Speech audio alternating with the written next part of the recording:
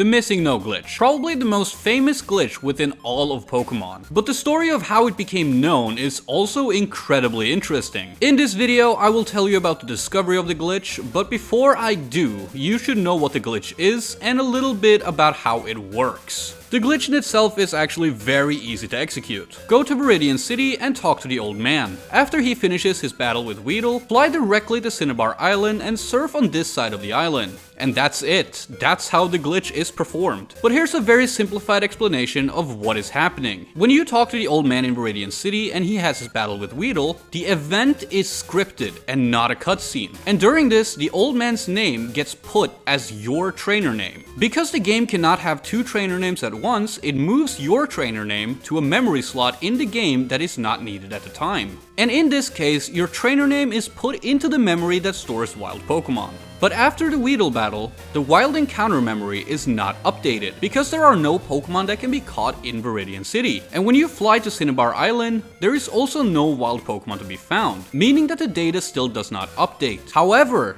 due to a mistake, the surfing tiles on the right side of Cinnabar Island has a chance to produce wild encounters. So when you surf up and down Cinnabar Island, the game reads it as you being on Cinnabar Island, where there aren't any wild Pokemon, causing your game to glitch and give you invalid Pokemon based on your trainer name. This causes the game to produce things such as Pokemon above level 100, Pokemon you normally cannot find in the wild, glitched trainer battles against Professor Oak, amongst others, and of course, MissingNo, which when you encounter MissingNo, it will also give you 128 of the item that you have in the 6th slot of your bag. So if item number 6 in your bag is the Master Ball, you now have over 100 Master Balls. What makes the MissingNo glitch stand out is that it doesn't appear to be discovered by a player at all. Pokemon Red and Blue were released in 1998 and the MissingNo glitch was first reported in 1999. With this being in the late 90s, the glitch was and still is very complicated to understand. So how was it discovered only a little over a year after the game's release? Well, it's because the people that reported the glitch were none other than Nintendo themselves in the May 1999 release of the magazine Nintendo Power. But why on earth would Nintendo do that? Glitches and exploits exist within every game. No game is perfect, but most publishers and developers do not want any attention drawn to these things. Simply put, if a game has a lot of glitches and exploits, it can be viewed as a bad product. But Nintendo went out of their way to report a glitch seemingly before anyone else even knew it existed.